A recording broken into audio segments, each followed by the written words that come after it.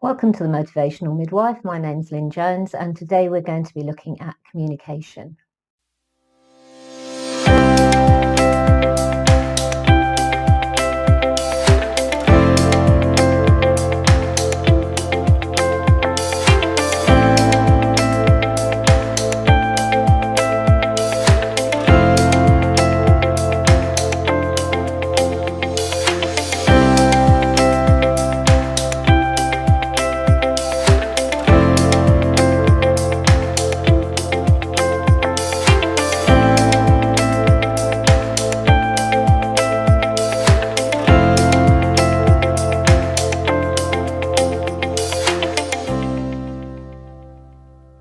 So let's have a little think about communication. So as always, we'll start with the definition, and there are many, many definitions out there. But essentially, I quite like England and Morgan's one, which really suggests that it's a basic human need and it underpins an individual's personal and professional life. So why do we need to be bothered about communication in healthcare? Well, first and foremostly, and most importantly, in my opinion, is it affects the experience of the woman and the family. High-profile cases such as Victoria Climbié, which is going back a long time now, stressed the importance of effective interprofessional communication. And here we are, almost 20 years on, and we still haven't moved very much further forward, in my opinion. It's still one of the top complaints in trusts that not just midwifery managers, but NHS managers across the board have to deal with is poor communication. So when we're thinking about communication, what do we really need to be thinking about? And really, it's your records include anything that makes reference to the care that you've given that woman or patient if you were a nurse. And it's important because any of those records can be called as evidence in coroner's inquests, fitness to practice committees, trust investigation panels, NHS professional disciplinary investigations. They all sound quite negative, but actually, and certainly when I trained, there was a kind of saying that if it's not written down, it didn't happen. And to some extent, that is true. However, even if it is written down, if it's not accurate and honest, then that's equally as bad. And I've certainly had exposure to that, fraudulent entries in my career, particularly when I was a supervisor of midwives. So we've got certain legislation and guidance that cover us when we are, or apply to us as midwives, particularly our main one being the NMC Code of Professional Conduct. And then we've also got to take into account data protection and freedom of information when we're looking at communication. And this is quite a busy slide, but it's important, I think, as if we're looking from a midwifery perspective, what does the NMC say as nurses and midwives we need to be doing? So under Practice Effectively, it does say that we need to communicate effectively. We need to keep our clear and accurate records and share skills and knowledge where appropriate. And that we need to reflect on our practice so that we can improve it, reflecting on any feedback that we've been given. And in particular to communication, the NMC state that we need to use terms that people in our care, our colleagues and the public can understand. And this is something I think we're possibly not always very good at. When you think, when you first started training and you came into the NHS and you sat in a handover, there'll have been lots of abbreviations used and terminology used that you're probably sitting there thinking, I really don't know what that means. But it's become so commonplace for us that we forget that other people don't really understand what we're talking about. And you have to be very careful as well when you're using abbreviations, because they can mean completely different things in different settings. For example, in maternity, we often use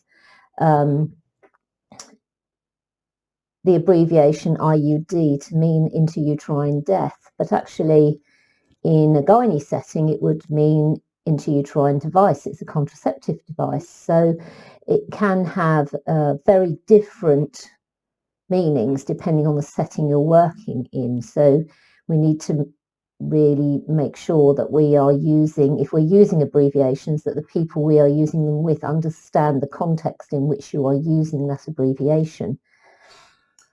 NMC also state here that we need to take reasonable steps to meet people's language and communication needs. Now, this, in our very multicultural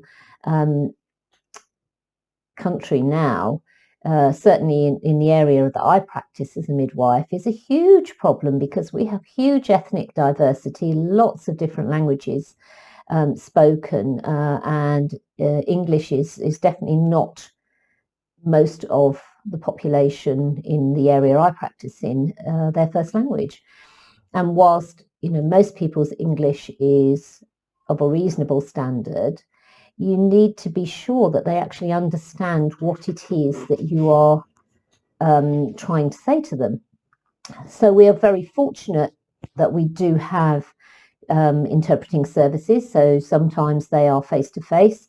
More often than not, they are via an iPad. So it's more of it can be a face-to-face via an iPad, but it's more often than not like a telephone link. So you have that person in the room with you, but it's a three-way conversation then.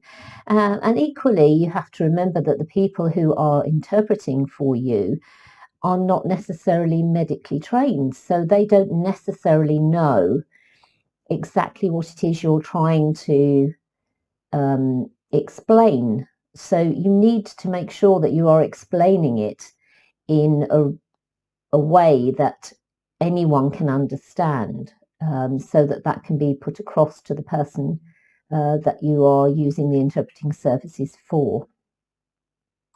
You also need to think not just people whose English is not their first language, but think of people who have hearing issues. So they're either deaf or partially deaf or blind, or there are other communication barriers that you need to take into consideration when you're caring for people within maternity services. And you need to explore as to what things are available should you come across people with those extra needs in communication. Looking at verbal and non-verbal communication as well. So this is not only the spoken word, and we'll talk a little bit more about that, but also non-verbal communication. And there are some suggestions that up to 70% of communication is actually non-verbal. So this is all the things that we're doing, our body language and our eye contact, our gestures, our hand gestures, our facial expressions, all of those things actually really will either complement what you're saying or completely negate what you're saying, depending if you could be saying one thing but your body is saying a completely different thing, or your body language is saying a completely different thing. We need to have an awareness as well of cultural sensitivities. For example, eye contact we consider in the Western society as being part of good communication, in that it shows that we are interested, we're paying attention, whereas in some cultures it can be deemed as quite disrespectful to be maintaining eye contact for any length of time. So we need to really be thinking about who it is we are communicating with and their individual needs. We need to check people's understanding from time to time, and this, I think, is something we're also not very good at. We like to get all our information out, and so we can tick that box and say we've given that woman all the information about whatever it is, but we're not very good at actually checking sometimes that they understand what it is that we've given them in terms of information. So, when you are talking to people, just stop from time to time and say, does that make sense? Do you understand what I'm saying? Tell me what I've just told you, so you can check their understanding, because that will minimize mistakes or misunderstandings. And the other thing that the NMC state is that we must be able to communicate clearly and effectively in English. So us as care providers must be able to communicate effectively in English, which is the given language of the UK. So what sort of things will affect communication? Well, tone and pitch. So if if somebody is really think of your parents when they maybe got cross with you, and the tone they used and the level of shrillness. Certainly when my kids were little, I was definitely very shrill when I was telling them off, can affect the meaning of what you're getting across. We've already discussed a little bit about jargon and language used, so we need to keep that to a minimum and really be using everyday language when you're speaking to the public. And it needs to be an individual thing. You may be talking to a consultant obstetrician who just happens to be pregnant. Well, her understanding is going to be very different, and the language used may be very different for her, but not necessarily for her partner. So don't make assumptions that just because somebody is a nurse, a midwife, a doctor, that actually they have a huge level of understanding and knowledge. When it's you that's the pregnant person, you'd be surprised at how much you don't know, or how much because it's you and it's you that's affected by it, you need people to actually just explain it to you again. And certainly for partners, because partners may have nothing whatsoever to do with the NHS or the health service, so they certainly need to be kept in the loop of the discussions. And we should be, working with women and their families and their partners. So we need to keep the whole conversation and communication very inclusive. We've talked a bit about culture, and we've talked a little bit about body language. One of the things that I find particularly frustrating in the age of electronics and electronic communication and record keeping is that your focus is very much on a screen and not necessarily on the person you are talking to. And I personally find that extremely frustrating. Just think about the last time you actually physically went to see a doctor. Very often they are at the screen typing away and nodding and chatting to you, but they're not really looking at you, and you can find yourself wondering if they're actually paying any attention to anything you're saying at all. So I find that very, very frustrating. And so I'm very conscious, if I have a screen in front of me, of trying to keep my eye contact periodically back on the woman, face her, talk to her, and then carry on typing. It is a skill that you can develop, but it is something I think we need to be very aware of, is that our focus is very much on a computer screen for a lot of documentation and not on the person we're talking to. The environment plays a huge part in affecting communication for a number of reasons. If you have a lot of external interference, so the phone's always ringing, people are always interrupting you, if it's not very private, if you have a tiny little cupboard in a GP surgery which is very small and not really very no external light, not very conducive to making a calm and pleasant environment for someone to become comfortable to talk to you. Because particularly with the first, say, the booking appointment, it's unlikely this woman knows you at all. So it's, essentially you're meeting a complete stranger. So why is she going to open up to you and tell you lots of things about herself if she doesn't trust you? You've got to create that trusting relationship quite quickly. And then we've also got internal interference that could, so, you know, how are you feeling? How is she feeling? Your brain might be thinking of the next question you've got to ask her, or all the other visits you've got to fit in after you've seen her. And, you know, there's a lot of things that can take you away from really focusing on what she is saying. So individual personalities are going to vary, and obviously there's not an awful lot you can do about that except perhaps have an awareness of your own personality. Attitude and perception and awareness ties in very well with status, in that individual perceptions, particularly around status, can affect communication, in that, so if the woman believes that the midwife is superior to her, she may not question things. She may just become quite submissive and do exactly what the midwife says. And equally, if the midwife feels that she is more superior to the woman, I'm the qualified person, that I've got the knowledge, she may actually be quite dismissive of women's concerns. Your emotional state and the woman's emotional state at the point of communication. You know, if you've got a lot going on in your life and you're feeling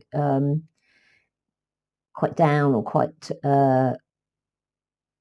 bubbly, or, you know, however you are, it is going to affect how you communicate with people, and likewise for the woman. And pregnant women do tend to be quite emotional, particularly early in pregnancy. You know, their moods can swing quite substantially.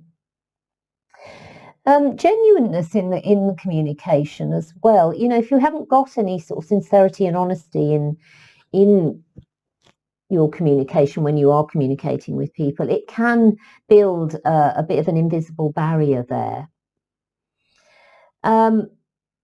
Assertive communication, really, this is where you are respecting the rights of everybody there, and sort of open, honest, direct, appropriate communication is key to sort of women-centered care.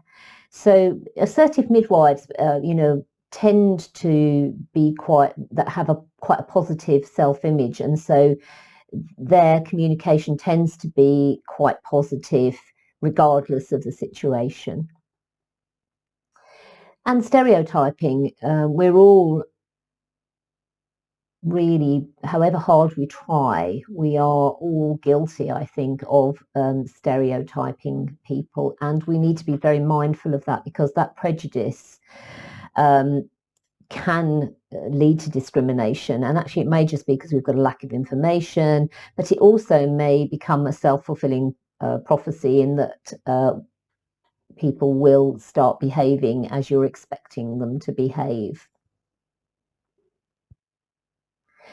So when we're thinking about communication, we need to think more widely. So it's not only sort of the women and the baby records, sort of, be they written or electronic, but there's also things like equipment checking and compliance. So there is, there are documentation that go alongside that.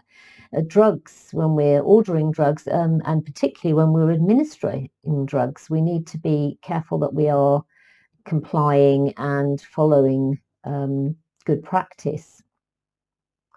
Documentation from minutes of meetings, governance, audit meetings, emails, recordings, letters, photographs, any telephone conversations that we have need to be recorded somewhere. Not recorded as in record the conversation, but you need to have a record that conversation has taken place. And certainly a lot of trusts now have on their electronic systems do have processes where you can record the reason for the phone call and the advice that was given. Social media, think very carefully about what you post on social media, because you could find yourself in breach of your professional code of conduct. And certainly historically, there have been cases of nurses being struck off the register for photographs they have posted of themselves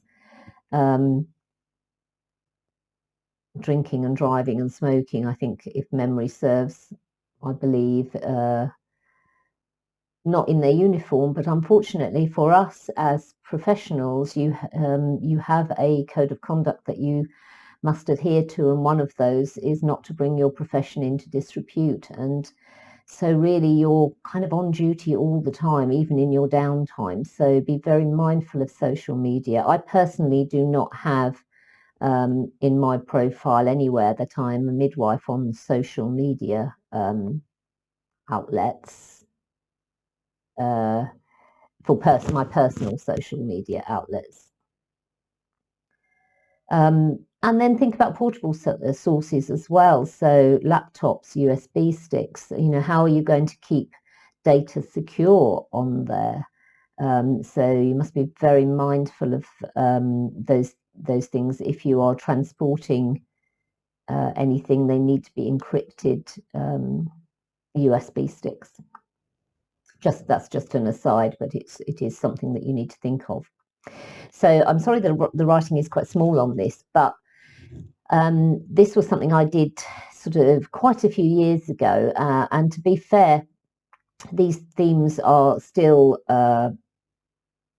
relevant, really. I'm not sure we've learnt lots of lessons, but these were common themes that came up from NMC nursing and midwifery cases that were heard in fitness to practice hearings.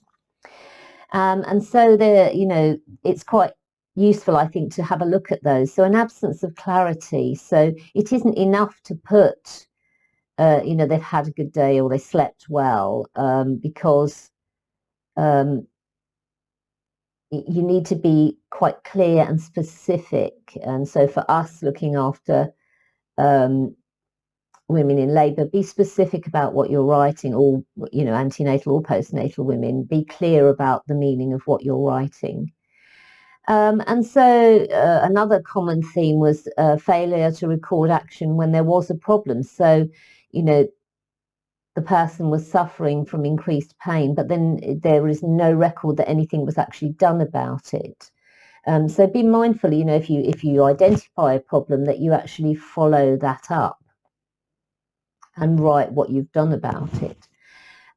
Missing information. So, drugs, in this instance, it was somebody had a drug, but it hadn't been documented. So it might be that, you'd given a couple of paracetamol, but it's not been documented. And that in itself means that they haven't followed the process for correct administration of medicines. Spelling mistakes. In this instance, it was the wrong diagnosis was given because of a spelling mistake, but this was in a nursing case, not a midwifery case. But it is something to be mindful of. If you're not sure how to spell something, then look it up. Inaccurate records. So these sort of fraudulent entries very often, and certainly the case I was involved in many years ago led to a midwife being removed from the register for fraudulent entries in records. So these were paper records at the time. So you need to be very sure that your records are accurate, that if you're undertaking observations, that the correct observations are recorded. And as we've said, failure to document conversations. So we've talked about that already. So if you've had a discussion with a woman and her family, that you've documented that you've had that discussion. And I would always say to the person, right, so I'm going to write ABC, and when we had paper records, I would read back to the woman what I had written, just in case she couldn't actually read my writing.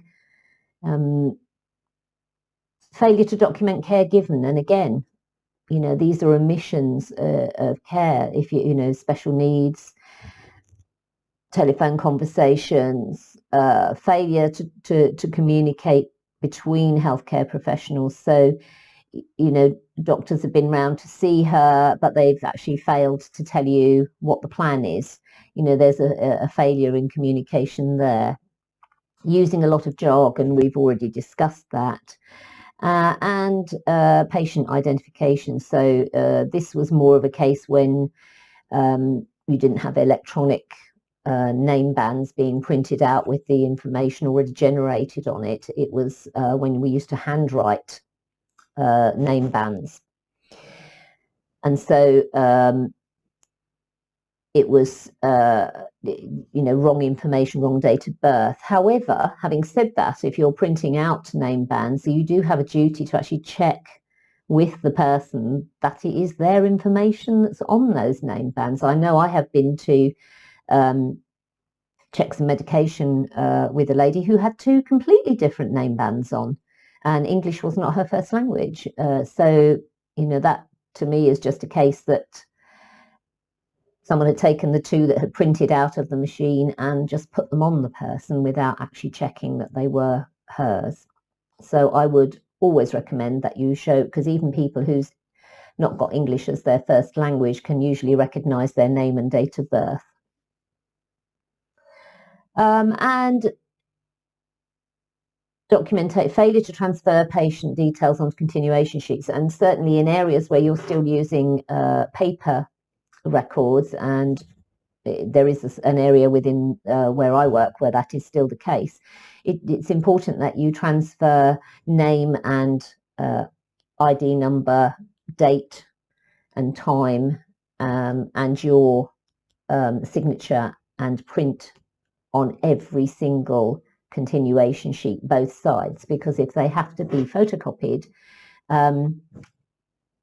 they don't always double photocopy, so you need to be able to marry up everything as belonging to that particular individual. And I always number the continuation sheets as well, both sides, so that it's obvious what the flow of documentation is. And there we have it, communication. I hope you found that useful and it's given you some food for thought.